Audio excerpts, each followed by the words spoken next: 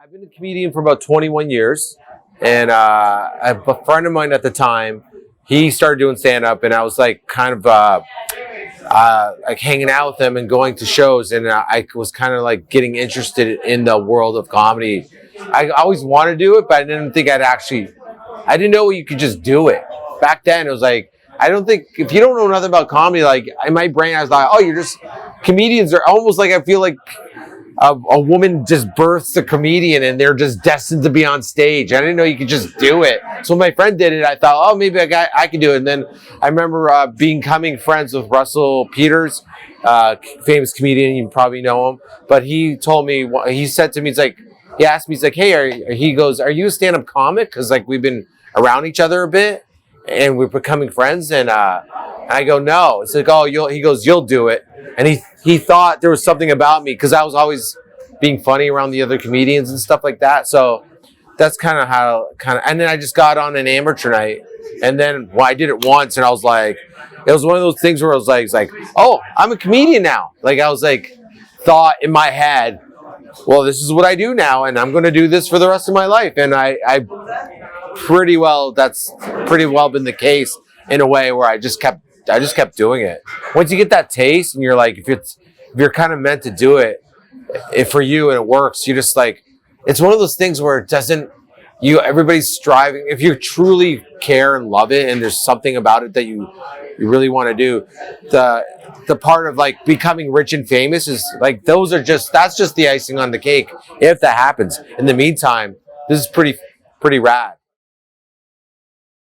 I'm born and raised in Hamilton, and so when Patrick started putting this place together, or like the place that owns it downstairs hired him to like run it, I took it upon myself to also help him, like just make it pretty cool, like I feel like a comedy club. And I kept getting ideas, and I kept letting it grow, but like this Hamilton's always kind of been my home base, but I do travel. Like I sometimes go to the States. A lot of times I just like, next month I'm going to be in Edmonton doing a comedy club. And then from there, I'm going to go to Vancouver. I'm going to Abbotsford. I did Stick Kitchener last weekend. So I do all of Canada slowly but surely. But ideally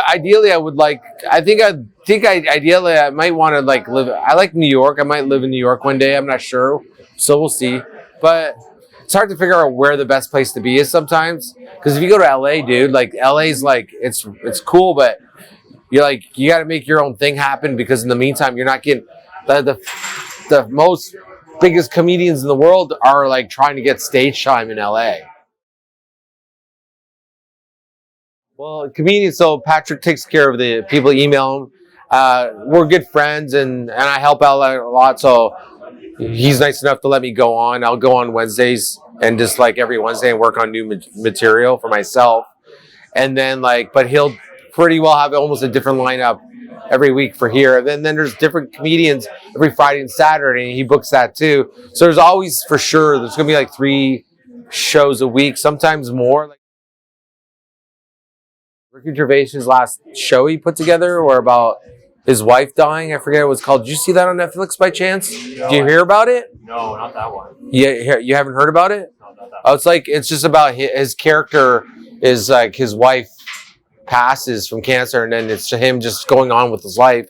And it's Ricky Gervais, so he finds a lot of humor in such things. But it was, and I liked him. But that show, I wish I knew what it was called, but it made me love Ricky Gervais. I had a new love for him where I'm like, oh, I thought, oh, you're all right. But I'm like, oh, you are a genius. Joey Diaz is one of the coolest guys. I was at the Comedy Store for 3 weeks one time. So I was in LA for 3 weeks, and every night I was just going to the Comedy Store. Sometimes I see RA, sometimes Sam Tripoli, whoever. I knew enough guys. And then I didn't know what else to do when I was there, so I just kept hanging out the store. And one night, I'm watching Mark Maron in the big room, and then also I hear this rustle, and I look, and Joey Diaz is about to fight this other comedian. I always forget the comedian's name. This balded, chubby guy. He was I think he was on that tour with Dan Cook back in the day, that big tour he did. He always wears a cap, and he pretends to be like a country guy a bit. Do you know the guy? Who you're talking about? I'm blanking on the name as well. So, anyways, that guy and Joey Diaz seem to have some sort of problem. I don't know what it is. So they're about to fight, but what's really happening is Joey Diaz is about to like hit him, and like, and he's like the guy. He's backing off, also trying to pretend, yeah, I'll kill you. But he's like, he was afraid. It was obviously he was afraid of Joey Diaz. I understand why. And I see this, I'm like, what the hell's going? I couldn't believe it. And then I said to his Mark Maron's, I think, date or something at the time was sitting at the table where I was sitting, watching him perform. He was still performing when this is happening. Like, and I go, like, holy shit, Joey Diaz is about to fight someone. And she says to me, who's Joey Diaz? I'm like, what? I'm like, he was in season 2 of Mark Maron. She goes, I haven't seen that. I'm like, oh my God. I'm so caught up in this craziness. So then I go out, then I just leave. And then Maron comes out in the hallway because it's all broken up and just walks up to Diaz and goes like this. He goes, everything cool? He goes, yeah, everything's always cool, man. Like that. That's all it said. And then Diaz looks right, because I'm just standing there like watching, like a deer in the headlights. Like, well, this is, I feel like I'm watching an episode of Maron or something. You know what I mean? This is really surreal. And Diaz looks right at me and he goes, you cool, buddy? You cool? Like real, like he's gonna like punch me out or something, right? Because he sees me just staring and I'm like, do you need something? And I go, I don't know what to say. I go, yeah, can I get a picture, I guess? And he goes, yeah, sure. He goes, sure, I'll do it right. Then he leaves, goes in the other room. I don't know if it's the original room or the main room. It's like the middle room. And he goes on stage and destroys for 20 minutes, right? After he almost got in a fist fight. Calm as a cucumber, comes back on stage and then goes like this to me and we take a picture. And then the next day he talked to me for like 10 minutes and thanked me for saying hi to him on Twitter. Like, he was like such a nice guy to me.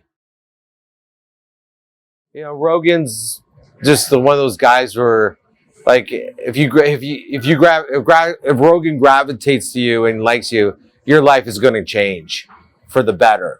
You know, he helped all those guys. All those guys would have been probably done well in their lives, but he's the one that, like, because his name is so big, and he's like, that's a true comedian. He's not scared of his friends becoming as famous as him. Because he, like an insecure comedian would be like, what happens if they all like him more than me? I want all the laughs. I want all the attention. He's like, no. He's like, just gives it out. Like he just doesn't give a, can I swear? He just doesn't give a fuck. You know, like he's got the right attitude, and he's probably one of the guys that's like the most consistent in like being like not contradicting him. It's like Rogan says so much every 2 or 3 times a week, and he's pretty good at like not putting his foot in his mouth, and he's just I don't know, he's crazy. I'm not friends with him, by the way. Like I met him, but I'm not like I just like him. But he's extremely. I like what I think I like about him the most is how honest he is. Just crazy honest about everything that's going on in his head.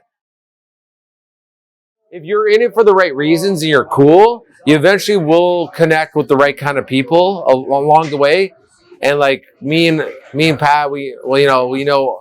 I know Bird. We know Ari Shafir, and yeah, love Ari, love him. And what else? Trying to think. Obviously Russell and other guys like that in that umbrella of like dudes, you know. And it just when you're around these guys.